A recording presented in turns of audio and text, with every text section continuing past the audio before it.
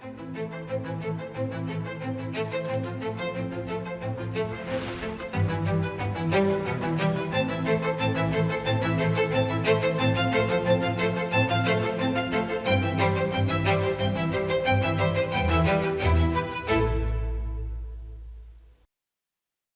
ಪ್ರೀತಿಯ ದೇಶವಾಸಿಗಳೇ, ನಮಸ್ಕಾರ.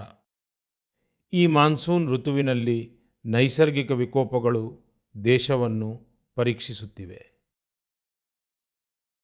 ಕಳೆದ ಕೆಲವು ವಾರಗಳಲ್ಲಿ ನಾವು ಪ್ರವಾಹ ಮತ್ತು ಭೂಕುಸಿತದ ದೊಡ್ಡ ಅನಾಹುತವನ್ನು ನೋಡಿದ್ದೇವೆ. ಕೆಲವೆಡೆ ಮನೆಗಳು ನಾಶವಾದವು, ಕೆಲವೆಡೆ ಹೊಲ ಗದ್ದೆಗಳು ಮುಳುಗಿದವು, ಕುಟುಂಬಗಳೇ ನಾಶವಾದವು.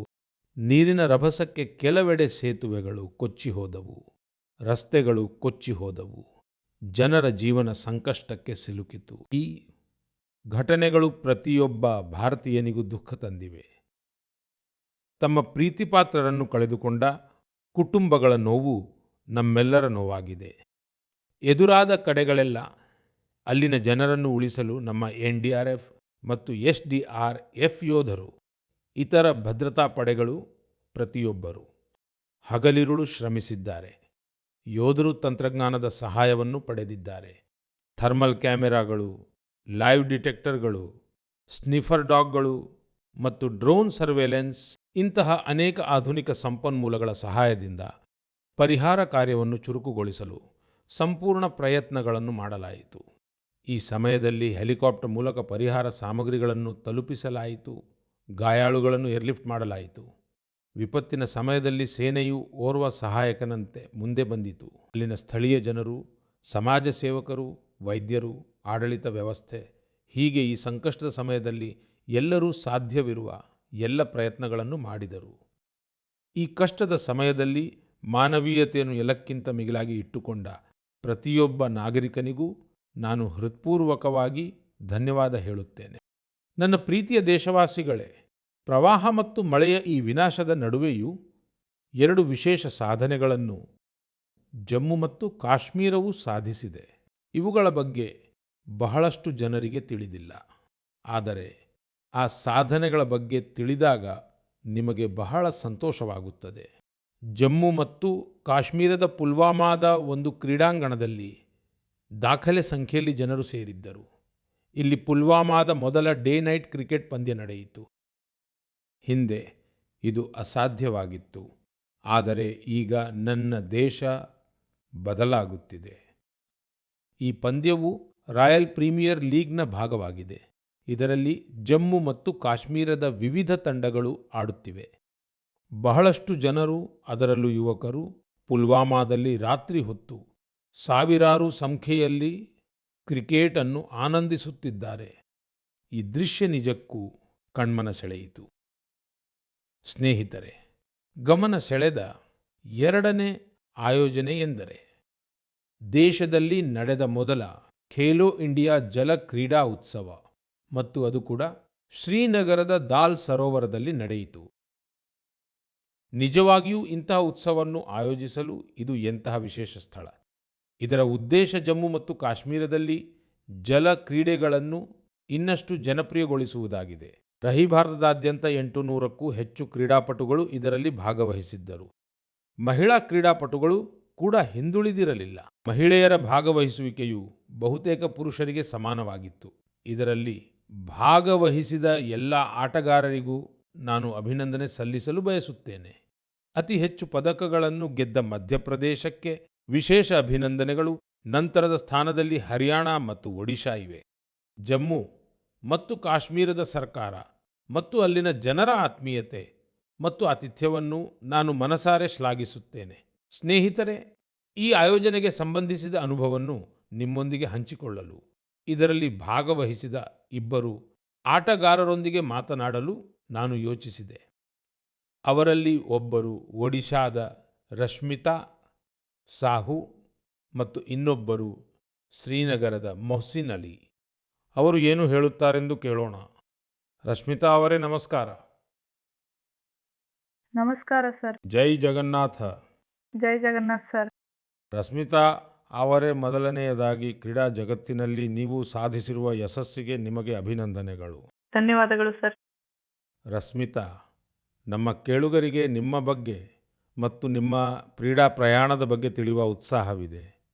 ನಾನು ಕೂಡ ತುಂಬ ಉತ್ಸುಕನಾಗಿದ್ದೇನೆ, ಹೇಳಿ. ಸರ್ ನಾನು ರಶ್ಮಿತಾ ಸಾಹು, ಒಡಿಶಾ ರಾಜ್ಯದವಳು ಮತ್ತು ನಾನು ಕ್ಯಾನೋಯಿಂಗ್ ಆಟಗಾರ್ತಿ. ನಾನು 2017ರಲ್ಲಿ ಕ್ರೀಡೆಗಳಿಗೆ ಸೇರಿದೆ. ಕ್ಯಾನೋಯಿಂಗ್ ಶುರು ಮಾಡಿದೆ ಮತ್ತು ನಾನು ರಾಷ್ಟ್ರ ಮಟ್ಟದಲ್ಲಿ ರಾಷ್ಟ್ರೀಯ ಚಾಂಪಿಯನ್ಶಿಪ್ ಮತ್ತು ರಾಷ್ಟ್ರೀಯ ಕ್ರೀಡೆಗಳಲ್ಲಿ ಭಾಗವಹಿಸಿದ್ದೇನೆ. ಸರ್ ನನ್ನ ಬಳಿ 41 ಪದಕಗಳಿವೆ. 13 ಚಿನ್ನ, 14 ಬೆಳ್ಳಿ ಮತ್ತು 14 ಕಂಚಿನ ಪದಕಗಳು ಸರ್. ಈ ಕ್ರೀಡೆಯಲ್ಲಿ ನಿಮಗೆ ಆಸಕ್ತಿ ಹೇಗೆ ಹುಟ್ಟಿತು? ನಿಮ್ಮನ್ನು ಈ ಕಡೆಗೆ ಮೊದಲು ಪ್ರೇರೇಪಿಸಿದವರು ಯಾರು? ನಿಮ್ಮ ಕುಟುಂಬದಲ್ಲಿ ಕ್ರೀಡಾ ವಾತಾವರಣ ಇದೆಯೇ? ಇಲ್ಲ ಸರ್, ಇಲ್ಲಿ ನಾನು ಬಂದ ಹಳ್ಳಿಯಲ್ಲಿ ಕ್ರೀಡೆಗೆ ಯಾವುದೇ ಅವಕಾಶ ಇರಲಿಲ್ಲ. ಇಲ್ಲಿ ನದಿಯಲ್ಲಿ ದೋಣಿ ವಿಹಾರ ನಡೀತಿತ್ತು. ಹಾಗಾಗಿ ನಾನು ಈಜಲು ಹೋಗಿದ್ದೆ. ಹಾಗೆ ನಾನು ಮತ್ತು ನನ್ನ ಸ್ನೇಹಿತರು ಈಜಾಡುತ್ತಿದ್ದಾಗ ಒಂದು ಕ್ಯಾನೋಯಿಂಗ್ ಕಯಾಕಿಂಗ್ ದೋಣಿ ಹೋಯಿತು. ಅದರ ಬಗ್ಗೆ ನನಗೆ ಏನೂ ಗೊತ್ತಿರಲಿಲ್ಲ. ಆಗ ನಾನು ನನ್ನ ಸ್ನೇಹಿತೆಯನ್ನು ಕೇಳಿದೆ ಇದೇನು ಅಂತ. ಆಗ ನನ್ನ ಸ್ನೇಹಿತೆ ಹೇಳಿದಳು, ಜಗತ್ಪುರದಲ್ಲಿ ಸ್ಪೋರ್ಟ್ಸ್ ಸೆಂಟರ್ ಇದೆ, ಅಲ್ಲಿ ಆಟಗಳನ್ನು ಆಡಿಸ್ತಾರೆ, ನಾನು ಅಲ್ಲಿಗೆ ಹೋಗ್ತಿದ್ದೀನಿ ಅಂತ. ನನಗೆ ಅದು ತುಂಬ ಆಸಕ್ತಿದಾಯಕ ಅನಿಸಿತು. ಹಾಗಾಗಿ ಇದೇನು ಅಂತ ನನಗೆ ಗೊತ್ತೇ ಇರಲಿಲ್ಲ. ಇದರ ಜೊತೆ ಮಕ್ಕಳು ನೀರಿನಲ್ಲಿ ಹೇಗೆ ಆಡ್ತಾರೆ ಬೋಟಿಂಗ್, ನನಗೂ ಹೋಗಬೇಕು ಅನ್ನಿಸ್ತಿದೆ. ಹೇಗೆ ಹೋಗೋದಂತ ನಾನು ಅವಳನ್ನು ಕೇಳಿದೆ. ಆಗ ಅವಳು ಅಲ್ಲಿಗೆ ಹೋಗಿ ಮಾತಾಡು ಅಂದಳು. ಆಮೇಲೆ ನಾನು ತಕ್ಷಣ ಮನೆಗೆ ಹೋಗಿ ಅಪ್ಪ ನಾನು ಹೋಗಬೇಕು ಅಂದೆ. ಆಮೇಲೆ ಅವರು ಸರಿ ಅಮ್ಮ ಅಂತ ಕರ್ಕೊಂಡು ಬಂದರು. ಟ್ರಯಲ್ ಸಮಯದಲ್ಲಿ ಇರಲಿಲ್ಲ. ಆಗ ತರಬೇತುದಾರರು ಟ್ರಯಲ್ ಫೆಬ್ರವರಿಯಲ್ಲಿ ಇರುತ್ತೆ, ಫೆಬ್ರವರಿ ಮತ್ತು ಮಾರ್ಚ್ನಲ್ಲಿ ನಡೆಯುವ ಟ್ರಯಲ್ ಸಮಯದಲ್ಲಿ ನೀವು ಬನ್ನಿ ಅಂತ ಹೇಳಿದರು. ಆಮೇಲೆ ನಾನು ಟ್ರಯಲ್ ಸಮಯದಲ್ಲಿ ಬಂದೆ. ಸರಿ ರಶ್ಮಿತಾ, ಕಾಶ್ಮೀರದಲ್ಲಿ ನಡೆದ ಖೇಲೋ ಇಂಡಿಯಾ ಜಲಕ್ರೀಡಾ ಉತ್ಸವದಲ್ಲಿ ನಿಮ್ಮ ಸ್ವಂತ ಅನುಭವ ಹೇಗಿತ್ತು? ನೀವು ಕಾಶ್ಮೀರಕ್ಕೆ ಹೋಗಿದ್ದು ಅದೇ ಮೊದಲ? ಹೌದು ಸರ್, ನಾನು ಕಾಶ್ಮೀರಕ್ಕೆ ಹೋಗಿದ್ದು ಅದೇ ಮೊದಲು. ನಮಗಾಗಿ ಅಲ್ಲಿ ಮೊದಲ ಖೇಲೋ ಇಂಡಿಯಾ ಜಲಕ್ರೀಡಾ ಉತ್ಸವವನ್ನು ಆಯೋಜಿಸಲಾಗಿತ್ತು. ಅದರಲ್ಲಿ ನನ್ನ 2 ಇವೆಂಟ್ಗಳಿದ್ದವು. ಸಿಂಗಲ್ಸ್ 200 ಮೀಟರ್ ಮತ್ತು ಡಬಲ್ಸ್ 500 ಮೀಟರ್ ಮತ್ತು ಎರಡರಲ್ಲೂ ನಾನು ಚಿನ್ನದ ಪದಕವನ್ನು ಗೆದ್ದಿದ್ದೇನೆ ಸರ್. ಅರೆ ವಾವ್, ಎರಡರಲ್ಲೂ ಗೆದ್ದಿದ್ದೀರಾ? ಹೌದು ಸರ್. ತುಂಬ ಹೃದಯದ ಅಭಿನಂದನೆಗಳು. ಧನ್ಯವಾದಗಳು ಸರ್. ಸರಿ ರಶ್ಮಿತಾ, ಜಲಕ್ರೀಡೆಗಳನ್ನು ಬಿಟ್ಟು ನಿಮಗೆ ಬೇರೆ ಯಾವ ಹವ್ಯಾಸಗಳಿವೆ? ಹ್ಞೂ ಸರ್, ಜಲ ಕ್ರೀಡೆಗಳನ್ನು ಬಿಟ್ಟು ನನಗೆ ಕ್ರೀಡೆಗಳಲ್ಲಿ ರನ್ನಿಂಗ್ ತುಂಬ ಇಷ್ಟ. ಊರಿಗೆ ಯಾವಾಗೆಲ್ಲ ನಾನು ರಜೆಗೆ ಅಂತ ಹೋಗ್ತೀನೋ ಆಗ ನಾನು ರನ್ನಿಂಗ್ಗೆ ಹೋಗ್ತೀನಿ. ನನ್ನ ಹಳೆಯ ಮೈದಾನ ಇದೆ, ಅಲ್ಲಿ ನಾನು ಮೊದಲು ಸ್ವಲ್ಪ ಫುಟ್ಬಾಲ್ ಆಡೋಕ್ಕೆ ಕಲ್ತಿದ್ದೆ. ಹಾಗಾಗಿ ಅಲ್ಲಿಗೆ ಹೋದಾಗೆಲ್ಲ ನಾನು ತುಂಬ ಓಡ್ತಾ ಇದ್ದೆ. ಮತ್ತು ನಾನು ಫುಟ್ಬಾಲ್ ಕೂಡ ಆಡ್ತೀನಿ ಸರ್, ಸ್ವಲ್ಪ ಸ್ವಲ್ಪ. ಅಂದರೆ ಆಟ ನಿಮ್ಮ ರಕ್ತದಲ್ಲೇ ಇದೆಯಾ? ಹೌದು ಸರ್, ನಾನು ಶಾಲೆಯಲ್ಲಿದ್ದಾಗ 1ರಿಂದ 10ನೇ ತರಗತಿಯವರೆಗೆ ಯಾವುದಲ್ಲೇ ಭಾಗವಹಿಸಿದ್ರು ಎಲ್ಲದರಲ್ಲೂ ನಾನು ಮೊದಲು ಬರ್ತಿದ್ದೆ, ಚಾಂಪಿಯನ್ ಆಗ್ತಿದ್ದೆ ಸರ್. ರಶ್ಮಿತಾ, ನಿಮ್ಮ ಹಾಗೆ ಆಟಗಳಲ್ಲಿ ಮುಂದೆ ಬರಲು ಬಯಸುವವರಿಗೆ ನೀವು ಏನಾದರೂ ಸಂದೇಶ ಕೊಡಬೇಕೆಂದರೆ ಏನು ಕೊಡುತ್ತೀರಿ? ಸರ್, ತುಂಬ ಮಕ್ಕಳಿಗೆ ಮನೆಯಿಂದ ಹೊರಗೆ ಹೋಗೋಕ್ಕೂ ಬಿಡಲ್ಲ, ಅದರಲ್ಲೂ ಹೆಣ್ಣು ಮಕ್ಕಳಾಗಿದ್ರೆ. ನೀನು ಹೊರಗಡೆ ಹೇಗೆ ಹೋಗ್ತೀಯ ಅಂತ ಕೇಳ್ತಾರೆ. ಮತ್ತು ಕೆಲವರು ಹಣದ ಸಮಸ್ಯೆಯಿಂದ ಆಟವನ್ನೇ ಬಿಟ್ಟು ಬಿಡ್ತಿದ್ದಾರೆ. ಖೇಲೋ ಇಂಡಿಯಾ ಯೋಜನೆ ಜಾರಿ ಆಗ್ತಾ ಇರೋದ್ರಿಂದ ಅನೇಕ ಮಕ್ಕಳಿಗೆ ಆರ್ಥಿಕ ನೆರವು ಸಿಗ್ತಾ ಇದೆ. ಇದರಿಂದಾಗಿ ಹಲವು ಮಕ್ಕಳು ಮುಂದೆ ಬರೋದಕ್ಕೆ ಸಹಕಾರಿಯಾಗಿದೆ. ಮತ್ತು ನಾನು ಎಲ್ಲರಿಗೂ ಏನು ಹೇಳ್ತೀನಿ ಅಂದರೆ, ಕ್ರೀಡೆಯನ್ನು ಬಿಡಬೇಡಿ, ನೀವು ಕ್ರೀಡೆಯಿಂದ ಬಹಳ ಮುಂದೆ ಹೋಗಬಹುದು. ಹಾಗಾಗಿ ಕ್ರೀಡೆ ಒಂದು ಆಟ ಮಾತ್ರವಲ್ಲ, ಅದು ದೇಹದ ಪ್ರತಿಯೊಂದು ಅಂಗವನ್ನು ಆರೋಗ್ಯವಾಗಿರಿಸುತ್ತದೆ. ಭಾರತಕ್ಕೆ ಪದಕ ಗೆಲ್ಲಲು ಕ್ರೀಡೆಯನ್ನು ಮುನ್ನಡೆಸುವುದು ನಮ್ಮ ಕರ್ತವ್ಯವಾಗಿದೆ ಸರ್. ಸರಿ ರಶ್ಮಿತಾ ಅವರೇ, ನನಗೆ ತುಂಬ ಸಂತೋಷವಾಯಿತು. ಅಭಿನಂದನೆಗಳು. ಮತ್ತೊಮ್ಮೆ ನಿಮ್ಮ ತಂದೆಯವರಿಗೂ ನನ್ನ ನಮಸ್ಕಾರಗಳನ್ನು ತಿಳಿಸಿ. ಏಕೆಂದರೆ ಅಷ್ಟೊಂದು ಕಷ್ಟಗಳಿದ್ದರೂ ಅವರು ಒಬ್ಬ ಮಗಳಿಗೆ ಇಷ್ಟೊಂದು ಪ್ರೋತ್ಸಾಹ ಕೊಟ್ಟು ಮುಂದೆ ಬರಲು ಸಹಕರಿಸಿದ್ದಾರೆ. ನನ್ನ ಕಡೆಯಿಂದ ನಿಮಗೆ ಶುಭಾಶಯಗಳು. ಧನ್ಯವಾದಗಳು. ಧನ್ಯವಾದಗಳು ಸರ್. ಜೈ ಜಗನ್ನಾಥ್. ಜೈ ಜಗನ್ನಾಥ್ ಸರ್. ಮೊಹಸಿನ್ ಅಲಿ, ನಮಸ್ತೆ. ನಮಸ್ತೆ ಸರ್. ಮೊಹಸಿನ್ ಅವರೇ, ನಿಮಗೆ ಅಭಿನಂದನೆಗಳು ಮತ್ತು ನಿಮ್ಮ ಉಜ್ವಲ ಭವಿಷ್ಯಕ್ಕೆ ಶುಭಾಶಯಗಳು. ಧನ್ಯವಾದಗಳು ಸರ್. ಮೊಹಸಿನ್, ಮೊದಲ ಖೇಲೋ ಇಂಡಿಯಾ ಜಲಕ್ರೀಡಾ ಉತ್ಸವದಲ್ಲಿ ಮೊಟ್ಟಮೊದಲ ಚಿನ್ನದ ಪದಕವನ್ನು ಗೆದ್ದವರು ನೀವೇ. ನಿಮಗೆ ಹೇಗನ್ನಿಸ್ತು? ಸರ್, ನನಗೆ ತುಂಬ ಖುಷಿಯಾಗಿದೆ. ಕಾಶ್ಮೀರದಲ್ಲಿ ಮೊದಲ ಬಾರಿಗೆ ನಡೆದ ಖೇಲೋ ಇಂಡಿಯಾದಲ್ಲಿ ನಾನು ಚಿನ್ನದ ಪದಕವನ್ನು ಗೆದ್ದಿದ್ದೇನೆ. ಜನರು ಏನು ಹೇಳುತ್ತಿದ್ದಾರೆ? ದೊಡ್ಡ ಸಡಗರ ಇದೆ ಸರ್. ಇಡೀ ಕುಟುಂಬ ಖುಷಿಯಾಗಿದೆ. ನಿಮ್ಮ ಶಾಲೆಯವರು ಕೂಡ ಖುಷಿಯಾಗಿದ್ದಾರೆ. ಕಾಶ್ಮೀರದಲ್ಲಿ ಎಲ್ಲರೂ ನೀನು ಚಿನ್ನದ ಪದಕ ವಿಜೇತ ಅಂತ ಹೇಳ್ತಾರೆ. ಹಾಗಾದರೆ ನೀವು ಈಗ ದೊಡ್ಡ ಸೆಲೆಬ್ರಿಟಿ ಆಗಿಬಿಟ್ಟಿದ್ದೀರಿ. ಹೌದು ಸರ್. ಸರಿ, ಜಲಕ್ರೀಡೆಗಳಲ್ಲಿ ನಿಮಗೆ ಆಸಕ್ತಿ ಹೇಗೆ ಬಂತು ಮತ್ತು ಇದರಿಂದ ನಿಮಗೆ ಏನು ಪ್ರಯೋಜನ ಆಗ್ತಾ ಇದೆ? ಮೊದಲಿಗೆ ನಾನು ನನ್ನ ಬಾಲ್ಯದಲ್ಲಿ ದಾಲ್ ಸರೋವರದಲ್ಲಿ ದೋಣಿ ಹೋಗುವುದನ್ನು ನೋಡಿದೆ. ಆಗಪ್ಪ, ನಿನಗೂ ಆ ರೀತಿ ಹೋಗೋ ಆಸೆ ಇದೆಯಾ ಅಂತ ಕೇಳಿದರು. ನಾನು ಹೌದು, ನನಗೂ ಆಸಕ್ತಿ ಇದೆ ಎಂದೆ. ನಂತರ ನಾನು ಬಿಲ್ಕಿಸ್ ಮ್ಯಾಮ್ ಬಳಿ ಹೋದೆ, ಅವರು ನನಗೆ ಕಲಿಸಿದರು. ಸರಿ ಮೊಹಸಿನ್, ಇಡೀ ದೇಶದ ಜನರು ಬಂದಿದ್ದರು. ಮೊದಲ ಬಾರಿಗೆ ಜಲಕ್ರೀಡೆಗಳ ಕಾರ್ಯಕ್ರಮ ನಡೆಯಿತು ಮತ್ತು ಅದು ಕೂಡ ಶ್ರೀನಗರದಲ್ಲಿ, ಅದು ಕೂಡ ದಾಲ್ ಸರೋವರದಲ್ಲಿ. ಇಡೀ ದೇಶದಿಂದ ಇಷ್ಟೊಂದು ಜನರು ಬಂದಾಗ ಅಲ್ಲಿನ ಸ್ಥಳೀಯ ಜನರಿಗೆ ಹೇಗನಿಸಿತು? ತುಂಬಾ ಸಂತೋಷವಾಗಿತ್ತು ಸರ್. ಎಲ್ಲರೂ ಇದು ಒಳ್ಳೆಯ ತಾಣ, ಇಲ್ಲಿ ಎಲ್ಲವೂ ಚೆನ್ನಾಗಿದೆ, ಸೌಲಭ್ಯಗಳು ಕೂಡ ಉತ್ತಮವಾಗಿವೆ ಎಂದು ಹೇಳುತ್ತಿದ್ದರು. ಖೇಲೋ ಇಂಡಿಯಾದಲ್ಲಿ ಇಲ್ಲಿ ಎಲ್ಲವೂ ಚೆನ್ನಾಗಿತ್ತು. ಹಾಗಾದರೆ ನೀವು ಯಾವತ್ತಾದರೂ ಕಾಶ್ಮೀರದಿಂದ ಹೊರಗೆ ಆಡಲು ಹೋಗಿದ್ದೀರಾ? ಹೌದು ಸರ್, ನಾನು ಭೋಪಾಲ್ಗೆ ಹೋಗಿದ್ದೇನೆ, ಗೋವಾಗೆ ಹೋಗಿದ್ದೇನೆ, ಕೇರಳಕ್ಕೆ ಹೋಗಿದ್ದೇನೆ, ಹಿಮಾಚಲಕ್ಕೆ ಹೋಗಿದ್ದೇನೆ. ಹಾಗಾದರೆ ನೀವು ಇಡೀ ಹಿಂದೂಸ್ಥಾನವನ್ನೇ ನೋಡಿದ್ದೀರಿ. ಹೌದು ಸರ್. ಹಾಗಾದರೆ ಅಲ್ಲಿ ಸಾಕಷ್ಟು ಆಟಗಾರರು ಬಂದಿದ್ದರು. ಹೌದು ಸರ್. ಹಾಗಾದರೆ ಹೊಸ ಸ್ನೇಹಿತರನ್ನು ಮಾಡಿಕೊಂಡ್ರೆ ಇಲ್ವಾ? ಸರ್, ತುಂಬಾ ಸ್ನೇಹಿತರನ್ನು ಮಾಡಿಕೊಂಡೆ. ಇಲ್ಲಿ ದಾಲ್ ಸರೋವರದಲ್ಲಿ, ಲಾಲ್ ಚೌಕ್ನಲ್ಲಿ ಎಲ್ಲೆಲ್ಲ ಕಡೆ ಒಟ್ಟಾಗಿ ಸುತ್ತಾಡಿದ್ವಿ. ಸರ್, ನಾವು ಪಹಲ್ಗಾಮ್ಗೂ ಹೋಗಿದ್ವಿ. ಹೌದು ಸರ್, ಎಲ್ಲ ಕಡೆ ಸುತ್ತಾಡಿದ್ವಿ. ಅಂದ ಹಾಗೆ ಜಮ್ಮು ಮತ್ತು ಕಾಶ್ಮೀರದಲ್ಲಿ ಕ್ರೀಡಾ ಪ್ರತಿಭೆಗಳು ಅದ್ಭುತವಾಗಿರುವುದನ್ನು ನಾನು ನೋಡಿದ್ದೇನೆ. ಸರ್, ಹೌದು. ನಮ್ಮ ಜಮ್ಮು ಮತ್ತು ಕಾಶ್ಮೀರದ ಯುವಕರು ದೇಶದ ಹೆಸರನ್ನು ಬೆಳಗಿಸುವಷ್ಟು ಸಾಮರ್ಥ್ಯವನ್ನು ಹೊಂದಿದ್ದಾರೆ ಮತ್ತು ನೀವು ಅದನ್ನು ಮಾಡಿ ತೋರಿಸಿದ್ದೀರಿ. ಒಲಿಂಪಿಕ್ಸ್ನಲ್ಲಿ ಪದಕ ಗೆಲ್ಲಬೇಕು ಅನ್ನೋದು ನನ್ನ ಕನಸು ಸರ್. ವಾವ್, ಶಾಭಾಷ್. ಅದೇ ನನ್ನ ಕನಸು ಸರ್. ನಿಮ್ಮ ಮಾತು ಕೇಳಿದ ಕೂಡಲೇ ನನಗೆ ರೋಮಾಂಚನವಾಯಿತು. ಸರ್, ಒಲಿಂಪಿಕ್ಸ್ನಲ್ಲಿ ಮೆಡಲ್ ಗೆಲ್ಲುವುದು ನನ್ನ ಕನಸು. ದೇಶಕ್ಕಾಗಿ ರಾಷ್ಟ್ರಗೀತೆ ಮೊಳಗುವಂತೆ ಮಾಡುವುದು ನನ್ನ ಏಕೈಕ ಕನಸು. ನನ್ನ ದೇಶದ ಒಬ್ಬ ಕಾರ್ಮಿಕ ಕುಟುಂಬದ ಮಗ ಇಷ್ಟು ದೊಡ್ಡ ಕನಸು ಕಾಣುತ್ತಾನೆ ಅಂದರೆ ಈ ದೇಶ ತುಂಬ ಮುಂದೆ ಹೋಗಲಿದೆ. ಸರ್, ತುಂಬಾ ಮುಂದೆ ಹೋಗಲಿದೆ. ನಾವು ಭಾರತ ಸರ್ಕಾರಕ್ಕೆ ಇಲ್ಲಿ ಖೇಲೋ ಇಂಡಿಯಾವನ್ನು ಆಯೋಜಿಸಿದ್ದಕ್ಕಾಗಿ ಕೃತಜ್ಞರಾಗಿದ್ದೇವೆ. ಇದು ಇಲ್ಲಿ ಮೊದಲ ಬಾರಿಗೆ ನಡೆದಿದೆ ಸರ್. ಅದಕ್ಕೆ ಅಲ್ವಾ ನೀವು ನಿಮ್ಮ ಶಾಲೆಯಲ್ಲಿ ತುಂಬ ಪ್ರಸಿದ್ಧರಾಗಿರುವುದು? ಹೌದು ಸರ್.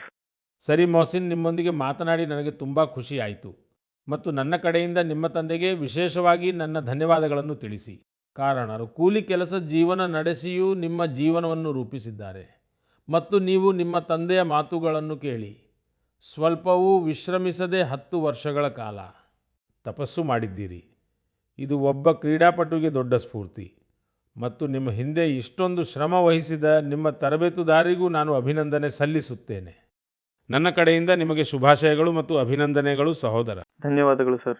ನಮಸ್ಕಾರ ಸರ್. ಜೈ ಹಿಂದ್. ಸ್ನೇಹಿತರೆ, ಏಕ್ ಭಾರತ್ ಶ್ರೇಷ್ಠ ಭಾರತ್ ಎಂಬ ಭಾವನೆ ದೇಶದ ಏಕತೆಗೆ, ದೇಶದ ಅಭಿವೃದ್ಧಿಗೆ ಬಹಳ ಅವಶ್ಯಕವಾಗಿದೆ ಮತ್ತು ಖಂಡಿತವಾಗಿಯೂ ಕ್ರೀಡೆಗಳು ಇದರಲ್ಲಿ ದೊಡ್ಡ ಪಾತ್ರವನ್ನು ವಹಿಸುತ್ತವೆ ಮತ್ತು ಅದಕ್ಕಾಗಿಯೇ ನಾನು ಹೇಳುತ್ತೇನೆ, ಯಾರು ಆಡುತ್ತಾರೋ ಅವರು ಅರಳುತ್ತಾರೆ. ನಮ್ಮ ದೇಶವೂ ಅಷ್ಟೇ, ಎಷ್ಟು ಪಂದ್ಯಾವಳಿಗಳನ್ನು ಆಡುತ್ತದೆಯೋ ಅಷ್ಟು ಅರಳುತ್ತದೆ. ನಿಮ್ಮಿಬ್ಬರು ಆಟಗಾರರಿಗೆ ಮತ್ತು ನಿಮ್ಮ ಸಹ ಆಟಗಾರರಿಗೆ ನನ್ನ ಶುಭಾಶಯಗಳು. ನನ್ನ ಪ್ರೀತಿಯ ದೇಶವಾಸಿಗಳೇ, ನೀವು UPSC ಹೆಸರನ್ನು ಖಂಡಿತ ಕೇಳಿರುತ್ತೀರಿ. ಈ ಸಂಸ್ಥೆಯು ದೇಶದ ಅತ್ಯಂತ ಕಠಿಣ ಪರೀಕ್ಷೆಗಳಲ್ಲಿ ಒಂದಾದ ಸಿವಿಲ್ ಸರ್ವಿಸಸ್ ಪರೀಕ್ಷೆಯನ್ನು ಸಹ ನಡೆಸುತ್ತದೆ. ಸಿವಿಲ್ ಸರ್ವಿಸ್ ಪರೀಕ್ಷೆಯಲ್ಲಿ ಟಾಪರ್ ಆದವರ ಸ್ಫೂರ್ತಿದಾಯಕ ಕಥೆಗಳನ್ನು ನಾವೆಲ್ಲ ಅನೇಕ ಬಾರಿ ಕೇಳಿದ್ದೇವೆ. ಈ ಯುವಕರು ಕಷ್ಟಕರ ಪರಿಸ್ಥಿತಿಗಳಲ್ಲಿ ಓದಿ ತಮ್ಮ ಕಠಿಣ ಪರಿಶ್ರಮದಿಂದ ಈ ಸೇವೆಗೆ ಅರ್ಹತೆ ಪಡೆಯುತ್ತಾರೆ. ಆದರೆ ಸ್ನೇಹಿತರೆ, UPSC ಪರೀಕ್ಷೆಯ ಇನ್ನೊಂದು ಸತ್ಯವೂ ಇದೆ. ಅತ್ಯಂತ ಸಮರ್ಥರಾದ ಸಾವಿರಾರು ಅಭ್ಯರ್ಥಿಗಳು ಇರುತ್ತಾರೆ. ಅವರ ಪರಿಶ್ರಮವು ಯಾರಿಗೂ ಕಡಿಮೆ ಇರುವುದಿಲ್ಲ. ಆದರೆ ಅಲ್ಪ ಅಂತರದಿಂದ ಅವರು ಅಂತಿಮ ಪಟ್ಟಿಯನ್ನು ತಲುಪಲು ಸಾಧ್ಯವಾಗುವುದಿಲ್ಲ. ಈ ಅಭ್ಯರ್ಥಿಗಳು ಇತರ ಪರೀಕ್ಷೆಗಳಿಗೆ ಹೊಸದಾಗಿ ಸಿದ್ಧರಾಗಬೇಕಾಗುತ್ತದೆ. ಇದರಲ್ಲಿ ಅವರ ಸಮಯ ಮತ್ತು ಹಣ ಎರಡೂ ಖರ್ಚಾಗುತ್ತಿತ್ತು. ಹಾಗಾಗಿ ಅಂತಹ ಭರವಸೆಯ ವಿದ್ಯಾರ್ಥಿಗಳಿಗೆ ಒಂದು ಡಿಜಿಟಲ್ ವೇದಿಕೆಯನ್ನು ಸಿದ್ಧಪಡಿಸಲಾಗಿದೆ. ಪ್ರತಿಭಾ ಸೇತು ಅದರ ಹೆಸರು. UPSC ಪರೀಕ್ಷೆಗಳ ಎಲ್ಲ ಹಂತಗಳನ್ನು ಯಶಸ್ವಿಯಾಗಿ ಪೂರೈಸಿದ ಅಭ್ಯರ್ಥಿಗಳ ಮಾಹಿತಿಯನ್ನು ಪ್ರತಿಭಾ ಸೇತು ಪೋರ್ಟಲ್ನಲ್ಲಿ ಸಂಗ್ರಹಿಸಲಾಗಿದೆ. ಆದರೆ ಅವರ ಹೆಸರು ಅಂತಿಮ ಅರ್ಹತಾ ಪಟ್ಟಿಯಲ್ಲಿ ಬರಲು ಸಾಧ್ಯವಾಗಲಿಲ್ಲ. ಈ ಪೋರ್ಟಲ್ನಲ್ಲಿ 10,000ಕ್ಕೂ ಹೆಚ್ಚು ಪ್ರತಿಭಾವಂತ ಯುವ ಜನತೆಯ ದತ್ತಾಂಶ ಸಂಗ್ರಹ ಲಭ್ಯವಿದೆ. ಕೆಲವರು ಸಿವಿಲ್ ಸರ್ವಿಸ್ ಪರೀಕ್ಷೆಗೆ ತಯಾರಿ ನಡೆಸುತ್ತಿದ್ದರು, ಕೆಲವರು ಇಂಜಿನಿಯರಿಂಗ್ ಸೇವೆಗಳಿಗೆ ಹೋಗಲು ಬಯಸುತ್ತಿದ್ದರು, ಕೆಲವರು ವೈದ್ಯಕೀಯ ಸೇವೆಗಳ ಎಲ್ಲ ಹಂತಗಳನ್ನು. ಆದರೆ ಅಂತಿಮವಾಗಿ ಅವರು ಆಯ್ಕೆಯಾಗಲಿಲ್ಲ. ಅಂತಹ ಎಲ್ಲ ಅಭ್ಯರ್ಥಿಗಳ ಮಾಹಿತಿಯನ್ನು ಈಗ ಪ್ರತಿಭಾ ಸೇತು ಪೋರ್ಟಲ್ನಲ್ಲಿ ಲಭ್ಯವಾಗುವಂತೆ ಮಾಡಲಾಗಿದೆ. ಈಗ ಈ ಪೋರ್ಟಲ್ನಿಂದ ಖಾಸಗಿ ಕಂಪನಿಗಳು ಈ ಪ್ರತಿಭಾವಂತ ವಿದ್ಯಾರ್ಥಿಗಳ ಮಾಹಿತಿಯನ್ನು ಪಡೆದು ಅವರಿಗೆ ತಮ್ಮಲ್ಲಿ ನೇಮಕಾತಿ ನೀಡಬಹುದಾಗಿದೆ. ನನ್ನ ಸ್ನೇಹಿತರೆ, ಈಗ ಈ ಪ್ರಯತ್ನದ ಫಲಿತಾಂಶಗಳು ಬರಲಾರಂಭಿಸಿವೆ. ನೂರಾರು ಅಭ್ಯರ್ಥಿಗಳಿಗೆ ಈ ಪೋರ್ಟಲ್ನ ಸಹಾಯದಿಂದ ತಕ್ಷಣವೇ ಉದ್ಯೋಗ ಸಿಕ್ಕಿದೆ ಮತ್ತು ಅಲ್ಪ ಅಂತರದಿಂದ ಹಿಂದೆ ಉಳಿದಿದ್ದ ಆ ಯುವಕರು ಈಗ ಹೊಸ ಆತ್ಮವಿಶ್ವಾಸದೊಂದಿಗೆ ಮುಂದೆ ಸಾಗುತ್ತಿದ್ದಾರೆ. ನನ್ನ ಪ್ರೀತಿಯ ದೇಶವಾಸಿಗಳೇ, ಇಂದು ಇಡೀ ಜಗತ್ತಿನ ಗಮನ ನಮ್ಮ ದೇಶದ ಕಡೆಗಿದೆ. ನಮ್ಮ ಭಾರತದಲ್ಲಿ ಅಡಗಿರುವ ಸಾಧ್ಯತೆಗಳ ಮೇಲೆ ಜಗತ್ತಿನ ಕಣ್ಣಿದೆ. ಇದಕ್ಕೆ ಸಂಬಂಧಿಸಿದ ಒಂದು ಆಹ್ಲಾದಕರ ಅನುಭವವನ್ನು ನಾನು ನಿಮ್ಮೊಂದಿಗೆ ಹಂಚಿಕೊಳ್ಳಲು ಬಯಸುತ್ತೇನೆ. ಪಾಡ್ಕಾಸ್ಟ್ಗಳು ಈ ದಿನಗಳಲ್ಲಿ ಬಹಳ ಪ್ರಚಲಿತದಲ್ಲಿವೆ ಎಂದು ನಿಮಗೆ ತಿಳಿದಿದೆ. ವಿವಿಧ ವಿಷಯಗಳಿಗೆ ಸಂಬಂಧಿಸಿದ ಪಾಡ್ಕಾಸ್ಟ್ಗಳನ್ನು ಬಗೆ ಬಗೆಯ ಜನರು ನೋಡುತ್ತಾರೆ ಮತ್ತು ಕೇಳುತ್ತಾರೆ. ಕಳೆದ ದಿನಗಳಲ್ಲಿ ನಾನು ಕೆಲವು ಪಾಡ್ಕಾಸ್ಟ್ಗಳಲ್ಲಿ ಭಾಗವಹಿಸಿದ್ದೆ. ಆ ಪಾಡ್ಕ್ಯಾಸ್ಟ್ ವಿಶ್ವದ ಅತ್ಯಂತ ಪ್ರಸಿದ್ಧ ಪಾಡ್ಕ್ಯಾಸ್ಟರ್ ಲೆಕ್ಸ್ ಫ್ರಿಡ್ಮನ್ ಅವರೊಂದಿಗೆ ನಡೆದಿತ್ತು. ಪಾಡ್ಕಾಸ್ಟ್ನಲ್ಲಿ ಬಹಳಷ್ಟು ಮಾತುಕತೆಗಳು ನಡೆದವು ಮತ್ತು ಪ್ರಪಂಚದಾದ್ಯಂತದ ಜನರು ಅದನ್ನು ಕೇಳಿದರು ಕೂಡ. ಮತ್ತು ಪಾಡ್ಕಾಸ್ಟ್ನಲ್ಲಿ ಮಾತನಾಡುತ್ತಿರುವಾಗ ನಾನು ಒಂದು ವಿಷಯವನ್ನು ಪ್ರಸ್ತಾಪಿಸಿದ್ದೆ. ಜರ್ಮನಿಯ ಒಬ್ಬ ಆಟಗಾರರು ಆ ಪಾಡ್ಕಾಸ್ಟನ್ನು ಕೇಳಿ ಅದರಲ್ಲಿ ನಾನು ಹೇಳಿದ ವಿಷಯದ ಮೇಲೆ ಅವರ ಗಮನ ಕೇಂದ್ರೀಕೃತವಾಯಿತು. ಅವರು ಆ ವಿಷಯದೊಂದಿಗೆ ಎಷ್ಟು ಕನೆಕ್ಟ್ ಆದರು ಅಂದರೆ, ಮೊದಲು ಅವರು ಆ ವಿಷಯದ ಮೇಲೆ ಸಂಶೋಧನೆ ನಡೆಸಿ ನಂತರ ಜರ್ಮನಿಯ ಭಾರತೀಯ ರಾಯಭಾರ ಕಚೇರಿಯನ್ನು ಸಂಪರ್ಕಿಸಿದರು ಮತ್ತು ಆ ವಿಷಯದ ಬಗ್ಗೆ ಭಾರತದೊಂದಿಗೆ ಸಂಪರ್ಕ ಸಾಧಿಸಲು ಬಯಸುವುದಾಗಿ ಪತ್ರ ಬರೆದರು. ಪಾಡ್ಕಾಸ್ಟ್ನಲ್ಲಿ ಮೋದಿಜಿಯಂತಹ ಯಾವ ವಿಷಯವನ್ನು ಹೇಳಿದರು, ಅದು ಜರ್ಮನಿಯ ಓರ್ವ ಆಟಗಾರನನ್ನು ಹೇಗೆ ಪ್ರೇರೇಪಿಸಿರಬಹುದು ಮತ್ತು ಆ ವಿಷಯ ಏನಾಗಿತ್ತು ಅಂತ ನೀವು ಯೋಚಿಸುತ್ತಿರಬಹುದು. ನಾನು ನಿಮಗೆ ನೆನಪಿಸುತ್ತೇನೆ, ನಾನು ಪಾಡ್ಕಾಸ್ಟ್ನಲ್ಲಿ ಮಾತನಾಡುವಾಗ ಮಧ್ಯಪ್ರದೇಶದ ಶಹಡೋಲ್ನ ಫುಟ್ಬಾಲ್ ಕ್ರೇಜ್ಗೆ ಸಂಬಂಧಿಸಿದ ಒಂದು ಹಳ್ಳಿಯ ಬಗ್ಗೆ ವಿವರಿಸಿದ್ದೆ.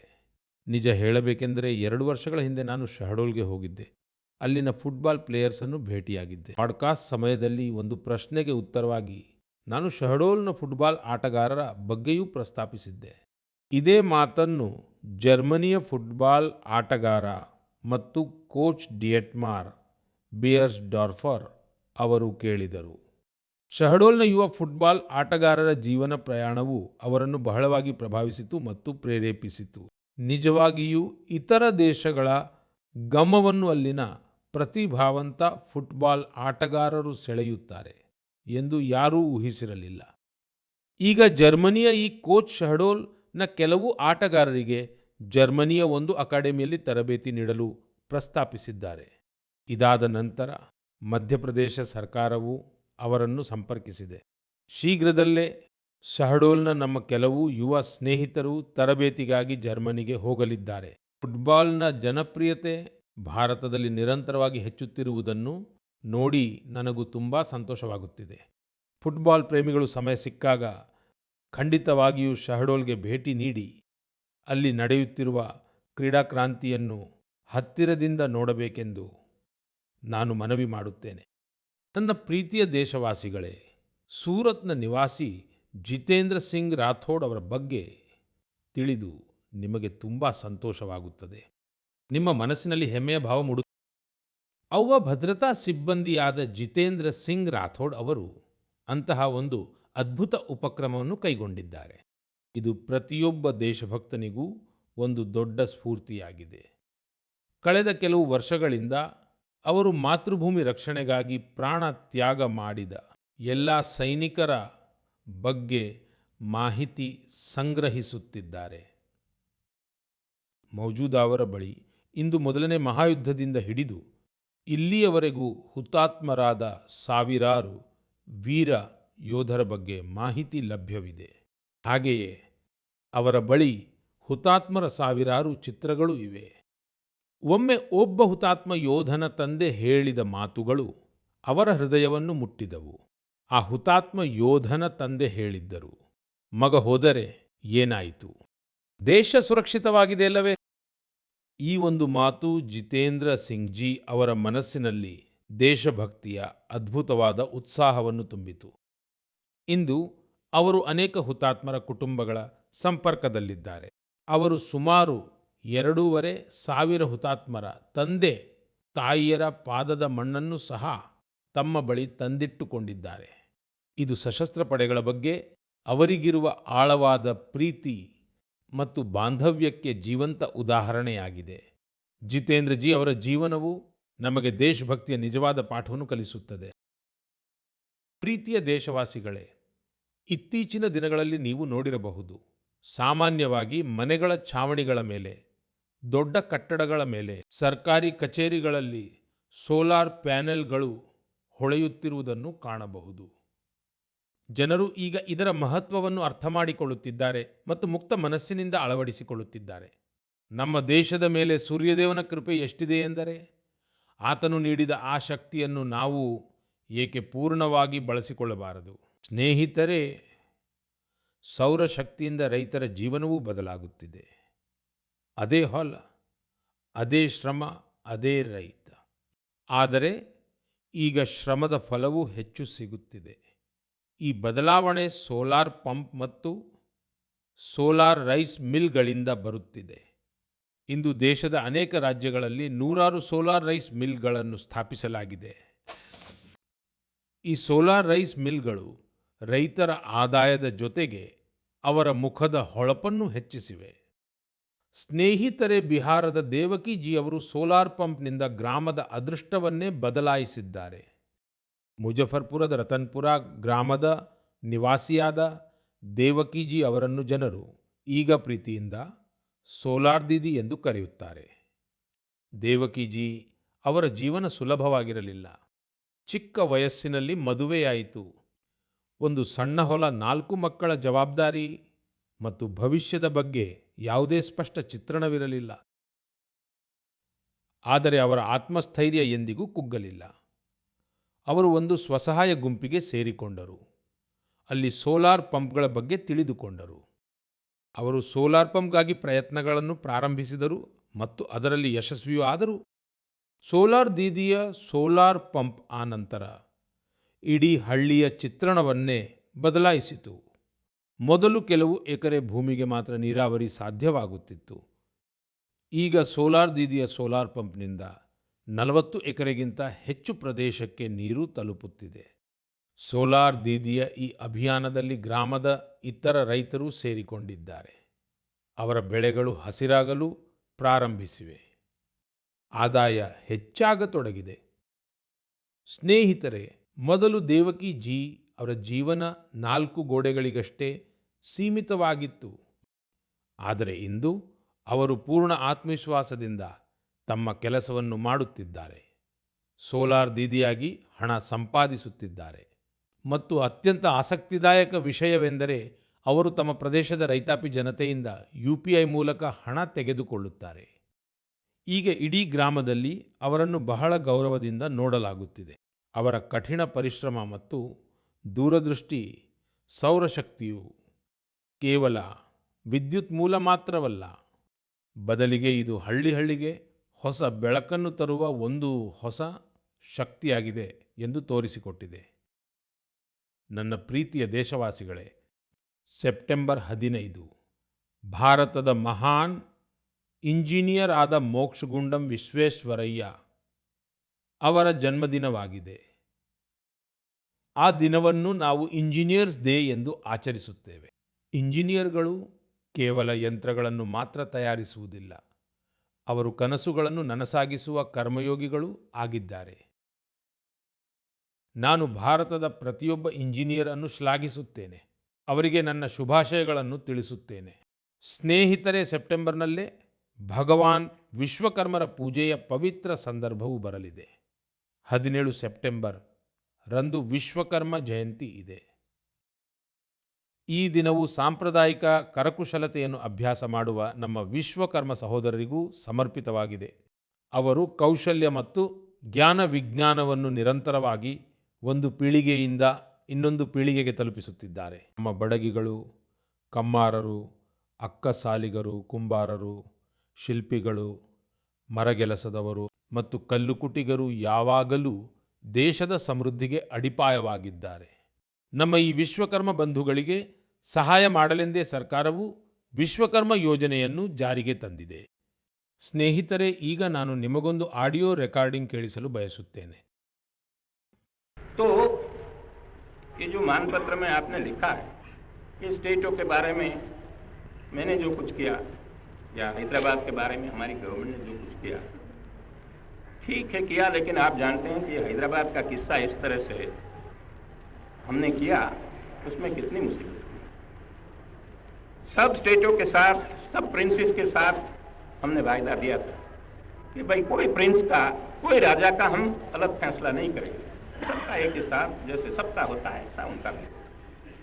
लेकिन उनके लिए हमने वहां तक अलग समझौता किया। ವಲ್ಲಭಭಾಯಿ ಪಟೇಲ್ ಅವರ ಧ್ವನಿಯಾಗಿದೆ. ಹೈದರಾಬಾದ್ ಘಟನೆಗಳ ಕುರಿತ ಅವರ ಧ್ವನಿಯಲ್ಲಿನ ನೋವು ನಿಮಗೆ ಅರ್ಥವಾಗುತ್ತದೆ. ಮುಂದಿನ ತಿಂಗಳು ಸೆಪ್ಟೆಂಬರ್ನಲ್ಲಿ ನಾವು ಹೈದರಾಬಾದ್ ವಿಮೋಚನಾ ದಿನವನ್ನು ಆಚರಿಸಲಿದ್ದೇವೆ. ಆಪರೇಷನ್ ಪೋಲೋದಲ್ಲಿ ಭಾಗವಹಿಸಿದ ಆ ಎಲ್ಲ ವೀರರ ಧೈರ್ಯವನ್ನು ನಾವು ಸ್ಮರಿಸುವ ತಿಂಗಳು ಇದೇ ಆಗಿದೆ. ಆಗಸ್ಟ್ 1947ರಲ್ಲಿ ಭಾರತಕ್ಕೆ ಸ್ವತಂತ್ರ ಸಿಕ್ಕಾಗ ಹೈದರಾಬಾದ್ ವಿಭಿನ್ನ ಪರಿಸ್ಥಿತಿಯಲ್ಲಿತ್ತು ಎಂಬುದು ನಿಮ್ಮೆಲ್ಲರಿಗೂ ತಿಳಿದಿದೆ.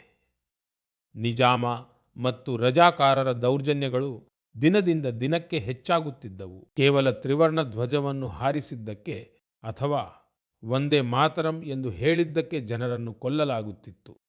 ಮಹಿಳೆಯರು ಮತ್ತು ಬಡವರ ಮೇಲೆ ದೌರ್ಜನ್ಯಗಳನ್ನು ಎಸಗಲಾಗುತ್ತಿತ್ತು. ಆ ಸಮಯದಲ್ಲಿ ಬಾಬಾ ಸಾಹೇಬ್ ಅಂಬೇಡ್ಕರ್ ಅವರು ಸಹ ಈ ಸಮಸ್ಯೆ ಬಹಳ ದೊಡ್ಡದಾಗುತ್ತಿದೆ ಎಂದು ಎಚ್ಚರಿಸಿದ್ದರು. ಅಂತಿಮವಾಗಿ ಸರ್ದಾರ್ ಪಟೇಲ್ ಅವರು ಈ ವಿಷಯವನ್ನು ತಮ್ಮ ಕೈಗೆತ್ತಿಕೊಂಡರು. ಅವರು ಆಪರೇಷನ್ ಪೋಲೋ ಪ್ರಾರಂಭಿಸಲು ಸರ್ಕಾರವನ್ನು ಸಿದ್ಧಪಡಿಸಿದರು. ನಮ್ಮ ಸೇನೆ ಅತ್ಯಂತ ಕಡಿಮೆ ಅವಧಿಯಲ್ಲಿ ಹೈದರಾಬಾದನ್ನು ನಿಜಾಮನ ಸರ್ವಾಧಿಕಾರದಿಂದ ಮುಕ್ತಗೊಳಿಸಿ ಅದನ್ನು ಭಾರತದ ಭಾಗವನ್ನಾಗಿ ಮಾಡಿತು. ಇಡೀ ದೇಶವೇ ಈ ಯಶಸ್ಸನ್ನು ಆಚರಿಸಿತು. ನನ್ನ ಪ್ರೀತಿಯ ದೇಶವಾಸಿಗಳೇ, ನೀವು ಜಗತ್ತಿನ ಯಾವುದೇ ಮೂಲೆಗೆ ಹೋದರೂ ಅಲ್ಲಿ ನಿಮಗೆ ಭಾರತೀಯ ಸಂಸ್ಕೃತಿಯ ಪ್ರಭಾವ ಖಂಡಿತವಾಗಿಯೂ ನೋಡಲು ಸಿಗುತ್ತದೆ. ಮತ್ತು ಈ ಪ್ರಭಾವವು ಕೇವಲ ಜಗತ್ತಿನ ದೊಡ್ಡ ನಗರಗಳಿಗೆ ಸೀಮಿತವಾಗಿಲ್ಲ. ಬದಲಿಗೆ ಇದನ್ನು ಸಣ್ಣ ಪಟ್ಟಣಗಳಲ್ಲಿಯೂ ಕಾಣಬಹುದು. ಇದೇ ರೀತಿಯ ಒಂದು ಪ್ರಸಂಗ ಇಟಲಿಯ ಕ್ಯಾಂಪ್ ರೊಟೊಂಡೋ ಎಂಬ ಸಣ್ಣ ಪಟ್ಟಣದಲ್ಲಿ ಕಂಡುಬಂದಿದೆ. ಇಲ್ಲಿ ಮಹರ್ಷಿ ವಾಲ್ಮೀಕಿ ಅವರ ಪ್ರತಿಮೆಯನ್ನು ಅನಾವರಣಗೊಳಿಸಲಾಯಿತು. ಈ ಕಾರ್ಯಕ್ರಮದಲ್ಲಿ ಸ್ಥಳೀಯ ಮೇಯರ್ ಸೇರಿದಂತೆ ಆ ಪ್ರದೇಶದ ಅನೇಕ ಪ್ರಮುಖ ವ್ಯಕ್ತಿಗಳು ಭಾಗವಹಿಸಿದ್ದರು. ಸ್ನೇಹಿತರೆ, ಕ್ಯಾಂಪ್ ರೊಟೊಂಡೋದಲ್ಲಿ ವಾಸಿಸುತ್ತಿರುವ ಭಾರತೀಯ ಮೂಲದ ಜನರು ಮಹರ್ಷಿ ವಾಲ್ಮೀಕಿ ಅವರ ಪ್ರತಿಮೆಯನ್ನು ಸ್ಥಾಪಿಸಿದ್ದರಿಂದ ಬಹಳ ಸಂತೋಷಗೊಂಡಿದ್ದಾರೆ. ಮಹರ್ಷಿ ವಾಲ್ಮೀಕಿಯವರ ಸಂದೇಶಗಳು ನಮ್ಮೆಲ್ಲರಿಗೂ ಬಹಳ ಸ್ಫೂರ್ತಿ ನೀಡುತ್ತವೆ. ಸ್ನೇಹಿತರೆ, ಈ ತಿಂಗಳ ಆರಂಭದಲ್ಲಿ ಕೆನಡಾದ ಮಿಸಿಸೌಗಾದಲ್ಲಿ ಪ್ರಭು ಶ್ರೀರಾಮನ 51 ಅಡಿ ಎತ್ತರದ ಪ್ರತಿಮೆಯನ್ನು ಅನಾವರಣಗೊಳಿಸಲಾಗಿದೆ. ಈ ಕಾರ್ಯಕ್ರಮದ ಬಗ್ಗೆ ಜನರಲ್ಲಿ ಬಹಳ ಉತ್ಸಾಹವಿತ್ತು. ಪ್ರಭು ಶ್ರೀರಾಮನ ಭವ್ಯ ಪ್ರತಿಮೆಯ ವಿಡಿಯೋಗಳನ್ನು ಸೋಷಿಯಲ್ ಮೀಡಿಯಾದಲ್ಲಿ ಬಹಳಷ್ಟು ಶೇರ್ ಮಾಡಲಾಯಿತು. ಸ್ನೇಹಿತರೆ, ರಾಮಾಯಣ ಮತ್ತು ಭಾರತೀಯ ಸಂಸ್ಕೃತಿ ಬಗೆಗಿನ ಈ ಪ್ರೀತಿ ಈಗ ಪ್ರಪಂಚದ ಮೂಲೆಮೂಲೆಗೂ ತಲುಪುತ್ತಿದೆ. ರಷ್ಯಾದಲ್ಲಿ ಒಂದು ಪ್ರಸಿದ್ಧ ಸ್ಥಳವಿದೆ, ವ್ಲಾಡಿವೋಸ್ಟಾಕ್. ಅನೇಕ ಜನರು ಇದನ್ನು ಒಂದು ಸ್ಥಳವೆಂದು ತಿಳಿದಿದ್ದಾರೆ. ಅಲ್ಲಿ ಚಳಿಗಾಲದಲ್ಲಿ ತಾಪಮಾನವು -20ರಿಂದ -30 ಡಿಗ್ರಿ ಸೆಲ್ಸಿಯಸ್ಗೆ ಇಳಿಯುತ್ತದೆ. ಈ ತಿಂಗಳು ವ್ಲಾಡಿವೋಸ್ಟಾಕ್ನಲ್ಲಿ ಒಂದು ಅನನ್ಯ ಪ್ರದರ್ಶನವನ್ನು ಆಯೋಜಿಸಲಾಗಿತ್ತು. ರಾಮಾಯಣದ ವಿವಿಧ ವಿಷಯಗಳ ಕುರಿತು ರಷ್ಯಾದ ಮಕ್ಕಳು ರಚಿಸಿದ ವರ್ಣಚಿತ್ರಗಳನ್ನು ಸಹ ಇಲ್ಲಿ ಪ್ರದರ್ಶಿಸಲಾಯಿತು. ಇಲ್ಲಿ ಒಂದು ಸ್ಪರ್ಧೆಯನ್ನು ಸಹ ಆಯೋಜಿಸಲಾಗಿತ್ತು. ಪ್ರಪಂಚದ ವಿವಿಧ ಭಾಗಗಳಲ್ಲಿ ಭಾರತೀಯ ಸಂಸ್ಕೃತಿಯ ಬಗ್ಗೆ ಹೆಚ್ಚುತ್ತಿರುವ ಅರಿವನ್ನು ನೋಡಿ ನಿಜವಾಗಿಯೂ ಬಹಳ ಸಂತೋಷವಾಗುತ್ತದೆ. ನನ್ನ ಪ್ರೀತಿಯ ದೇಶವಾಸಿಗಳೇ, ಈ ಬಾರಿ ಮನ್ ಕಿ ಬಾತ್ನಲ್ಲಿ ಇಷ್ಟು ಸಾಕು. ಈಗ ನೀವೆಲ್ಲರೂ ಗಣೇಶ ಉತ್ಸವವನ್ನು ಬಹಳ ಉತ್ಸಾಹದಿಂದ ಆಚರಿಸುತ್ತಿದ್ದೀರಿ. ಮುಂಬರುವ ದಿನಗಳಲ್ಲಿ ಅನೇಕ ಹಬ್ಬಗಳ ಸಂಭ್ರಮವಿರುತ್ತದೆ. ಈ ಹಬ್ಬಗಳಲ್ಲಿ ನೀವು ಸ್ವದೇಶಿ ವಿಷಯವನ್ನು ಎಂದಿಗೂ ಮರೆಯಬಾರದು. ಭಾರತದಲ್ಲಿ ತಯಾರಿಸಿದ ಉಡುಗೊರೆ, ಭಾರತದಲ್ಲಿಯೇ ನೇಯ್ದ ಉಡುಪು, ಭಾರತದಲ್ಲಿಯೇ ತಯಾರಿಸಿದ ವಸ್ತುಗಳಿಂದಲೇ ಅಲಂಕಾರ, ಭಾರತದಲ್ಲಿಯೇ ತಯಾರಿಸಿದ ಅಲಂಕಾರಿಕ ದೀಪಗಳಿಂದಲೇ ಬೆಳಕು, ಹೀಗೆ ಎಲ್ಲವೂ ಭಾರತದ್ದೇ ಆಗಿರಲಿ. ಬದುಕಿನ ಪ್ರತಿಯೊಂದು ಅಗತ್ಯಕ್ಕೂ ಸ್ವದೇಶಿ ವಸ್ತುಗಳನ್ನೇ ಬಳಸೋಣ. ಹೆಮ್ಮೆಯಿಂದ ಹೇಳಿ ಇದು ಸ್ವದೇಶಿ, ಹೆಮ್ಮೆಯಿಂದ ಹೇಳಿ ಇದು ಸ್ವದೇಶಿ, ಹೆಮ್ಮೆಯಿಂದ ಹೇಳಿ ಇದು ಸ್ವದೇಶಿ. ನಾವು ಇದೇ ಮನೋಭಾವದಿಂದ ಮುನ್ನಡೆಯಬೇಕು. ವೋಕಲ್ ಫಾರ್ ಲೋಕಲ್ ಎಂಬ ಒಂದೇ ಮಂತ್ರ, ಆತ್ಮನಿರ್ಭರ ಭಾರತ ಎಂಬ ಒಂದೇ ಮಾರ್ಗ, ಒಂದೇ ಗುರಿ, ವಿಕಸಿತ ಭಾರತ. ಸ್ನೇಹಿತರೆ, ಈ ಸಂತೋಷಗಳ ಮಧ್ಯೆ ನೀವೆಲ್ಲರೂ ಸ್ವಚ್ಛತೆಯ ಕಡೆ ನಿರಂತರವಾಗಿ ಗಮನ ಹರಿಸಬೇಕು. ಏಕೆಂದರೆ ಎಲ್ಲಿ ಸ್ವಚ್ಛತೆ ಇದೆಯೋ ಅಲ್ಲಿ ಹಬ್ಬಗಳ ಆನಂದವೂ ಹೆಚ್ಚಾಗುತ್ತದೆ. ಸ್ನೇಹಿತರೆ, ಮನ್ ಕಿ ಬಾತ್ಗಾಗಿ ನನಗೆ ಇದೇ ರೀತಿ ಹೆಚ್ಚಿನ ಸಂಖ್ಯೆಯಲ್ಲಿ ನಿಮ್ಮ ಸಂದೇಶಗಳನ್ನು ಕಳುಹಿಸುತ್ತೀರಿ. ನಿಮ್ಮ ಪ್ರತಿಯೊಂದು ಸಲಹೆಯೂ ಈ ಕಾರ್ಯಕ್ರಮಕ್ಕೆ ಬಹಳ ಮುಖ್ಯ. ನಿಮ್ಮ ಅಭಿಪ್ರಾಯಗಳನ್ನು ನನಗೆ ಕಳುಹಿಸುತ್ತೀರಿ. ಮುಂದಿನ ಬಾರಿ ನಾವು ಭೇಟಿಯಾದಾಗ ಇನ್ನಷ್ಟು ಹೊಸ ವಿಷಯಗಳ ಬಗ್ಗೆ ಚರ್ಚಿಸೋಣ. ನಿಮ್ಮೆಲ್ಲರಿಗೂ ಧನ್ಯವಾದಗಳು. ನಮಸ್ಕಾರ.